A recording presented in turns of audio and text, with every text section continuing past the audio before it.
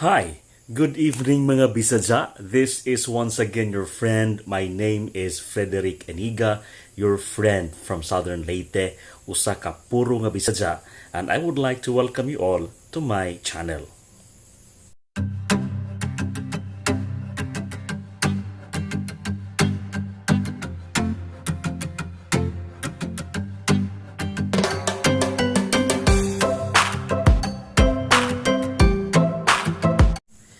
So, how's your day? Today is a Sunday po. It's December 11 and I hope you had a great time with your family and kids. No, importante na we have enough time for our family. Make sure that we can make bonding with them because we just don't know about our life. Life is so unpredictable. Maraming pangyayari na hindi natin ini-expect na mangyayari. And so it is important that we will make the best and the most out of what we have right now. Huwag na po nating hintayin bukas, baka wala ng bukas pang darating. Kaya, there are people who live their lives as if it is their last day. No? Parang iniisip nila na, I would do my best today because I may no longer be alive tomorrow. While I am still alive, I will show to my family members, to my parents, or to my wife or husband or children how much I love them. So, gagawin ko na ang pwede kong gawin ngayon kasi baka hindi na ako aabot pa bukas. In fact, maroon din akong naririnig at mga nababasa na why will we give flower or flowers to a person when he or she is already dead? Why not give the flower today while that person is still alive so that he or she can still appreciate the flower that you have given to that person? Why tell the goodness of a person when that person is already dead? Why not tell him or her about his goodness when he can still hear you so that he will also feel happy and appreciated? Kasi kadalasan, naririnig lang natin kung gaano kabait ang isang tao kung siya namatay na. But there's nobody and there's no one who have told him or her kung gaano siya kabait. We should do things while we still can. And we should not wait for tomorrow because tomorrow may not come. So, depende yan sa ating paningin kung what I'm saying tonight is something that is morbid or something that is positive. You know, alam naman natin lahat that we are destined towards our death. Lahat tayo. The moment that we are born, we are destined to die. What we do not know is the manner how we will die and when we will die. But all of us has the assurance that we are living towards our death. Kaya nga, we just have to be prepared and always anticipate things because we just don't know when. By the way, I think it was this morning or yesterday when I was able to watch a video dito din sa YouTube from a lawyer who spoke about the difference between co-maker and guarantor. Since she was a lawyer, she explained these things very technically. And I would want to share this understanding with you para makatulong din ako sa inyo na maliwanagan tungkol sa mga bagay-bagay na ito.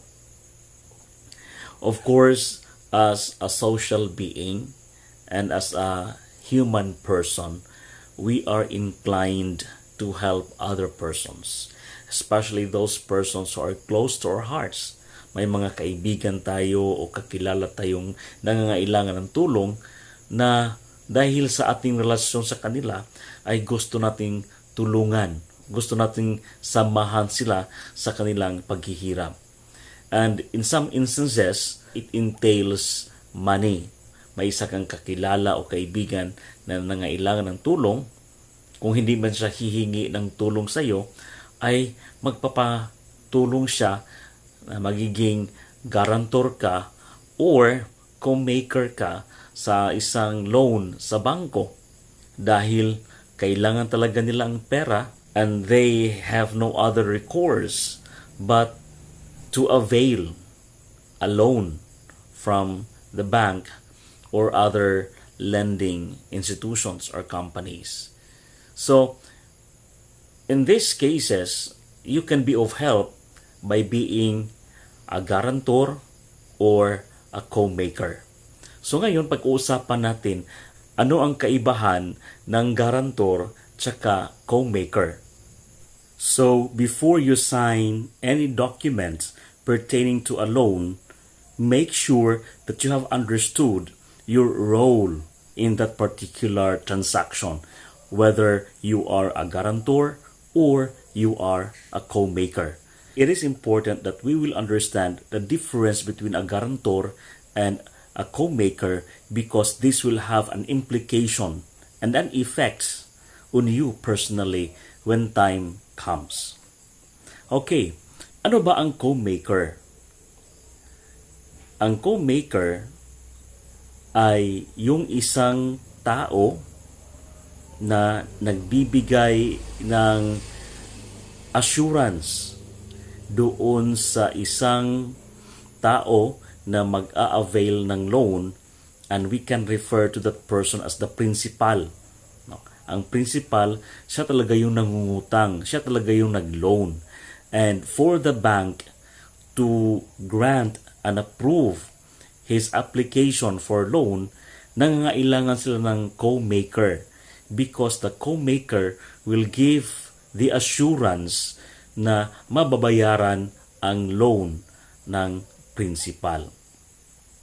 Now, as a co-maker, take note that your obligation in the payment of the loan is joint and solidary. Importanteng maintindihan ang ibig sabihin ng joint tsaka solidary. Ang ibig sabihin ng joint at solidary is ikaw being the co-maker, and even if you have not enjoyed the proceeds of the loan, ibig sabihin ni 5 wala kang nagamit doon sa amount na na-loan ng principal, pero yung responsibility mo at obligation na bayaran ang loan na yun ay kasing bigat or equal doon sa principal. No? So you are equally liable and responsible for the payment of the loan. So ganito ang mangyayari. Pagdating ng panahon sa pagbabayad ng loan, pwede na ang bangko or ang lending institution ay doon pupunta sa principal para bayaran ang loan. And if the principal is no longer capable of paying the loan, then the lending institution or the bank will proceed to the co-maker, asking the co-maker to pay the loan of the principal.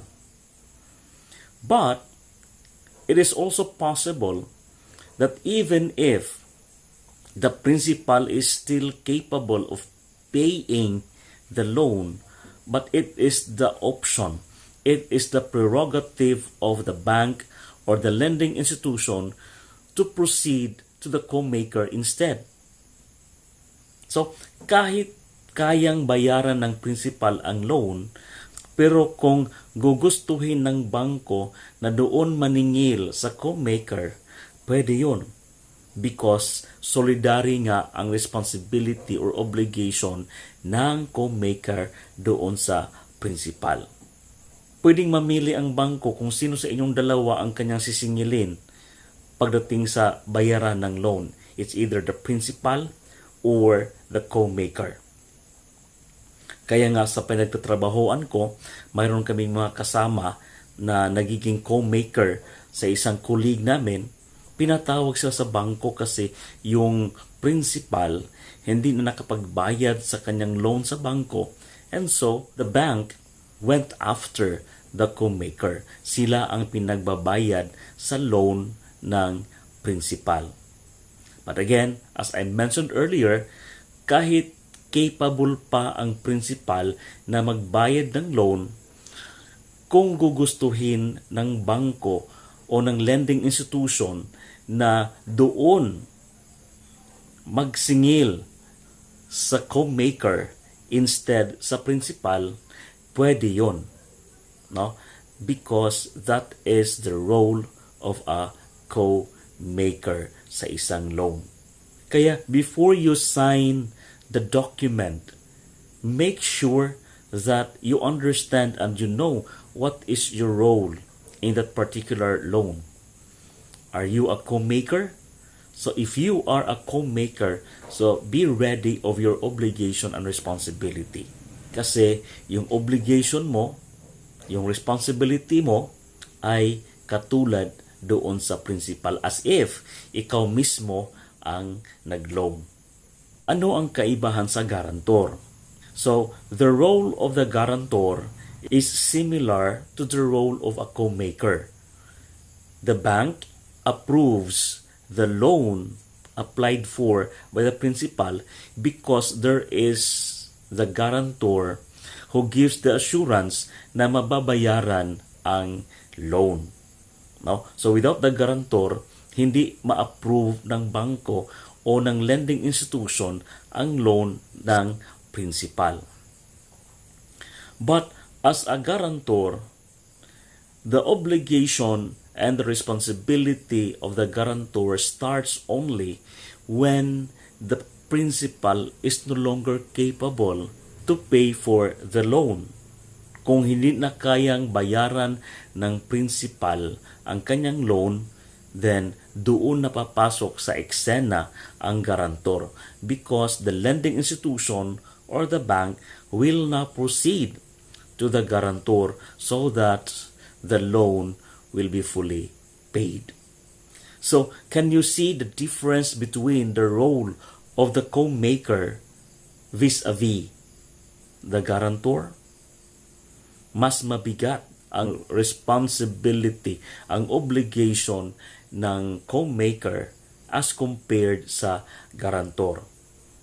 Kasi sa co-maker, in any point in time, even if the principal is capable of paying the loan, but the lending institution or the bank has the option to seek payment from the co-maker, even if there is still the principal who can pay for the loan.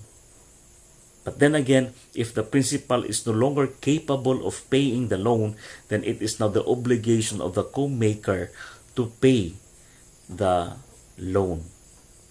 But in the case of the guarantor, papasok lamang ang guarantor kung ang principal ay no longer capable of paying the loan.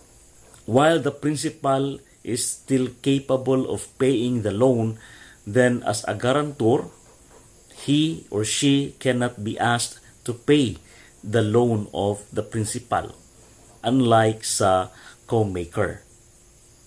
It is only when the principal is incapable of paying the loan that the guarantor will now have the obligation to pay for the loan of the principal. So, ito po ang dapat malinaw natin sa bawat isa sa atin kasi from time to time, maroon tayong mga kaibigan o maroon tayong mga paryente na hihingi sa atin ng tulong bilang either co-maker or guarantor sa kanilang loan application. Hindi masama ang tumulong, but we just also have to be clear about our obligations when it comes to being a guarantor or a co-maker. In the end, either a co-maker or a guarantor ikaw ay mayroong responsibilidad sa pagbayad sa loan ng isang principal kahit hindi ka nakapag-enjoy sa proceed ng loan.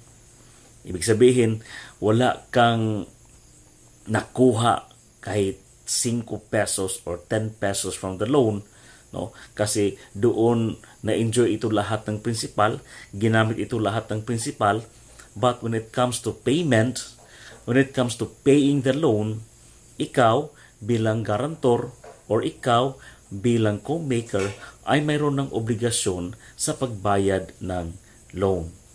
So again, before you sign any document relative to availing of a loan and you are asked to be a co-maker or a guarantor, then you should have fully understood your role and your obligation.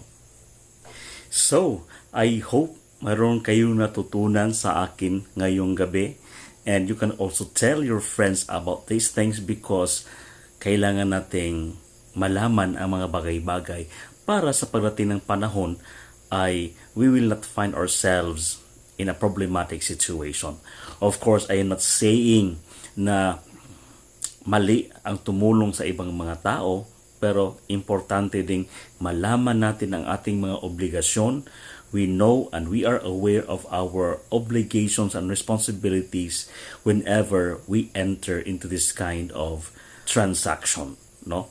Na alam mo kung ano ang pwedeng mangyayari if in case ikaw ay magiging guarantor o kaya ay magiging co-maker. So, this has been your friend Frederick Aniga.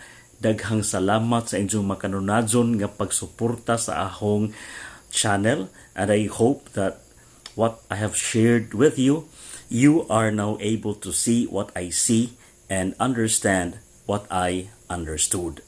Daghang salamat o maadjong gabi natong tanan.